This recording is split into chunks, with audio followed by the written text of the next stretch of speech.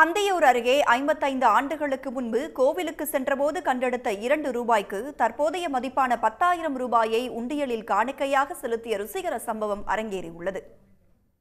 ஈரோடு மாவட்டம் அந்தியூர் அடுத்த நெருஞ்சிப்பேட்டையில் பிரசித்தி பெற்றது நூற்றாண்டுகள் பழமை வாய்ந்த செல்லாண்டி அம்மன் கோயில்.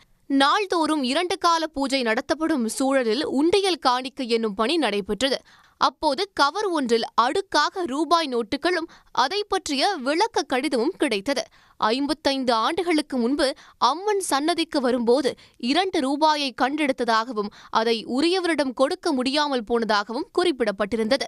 அந்த 2 ரூபாய்க்கு தற்போதைய மதிப்பான 10,000 ரூபாயை காணிக்கையாக அம்மனிடம் செலுத்துவதாக அந்த பக்தர் எழுதியிருந்தார். பக்தரை தொடர்பு கொள்ள முயன்றபோது அந்த கடிதத்தை எழுதியவர் தனது பெயர், விலாசம் எதையும் அதில் குறிப்பிடவில்லை. பக்தரின் இத்தகைய செயலை அறிந்து கோயில் நிர்வாகத்தினர் மட்டுமின்றி பக்தர்களும் வியப்படைந்தனர். உடனுக்குடன் செய்திகளை தெரிந்து கொள்ள சன் நியூஸ் பெல் ஐகானை கிளிக் பண்ணுங்க.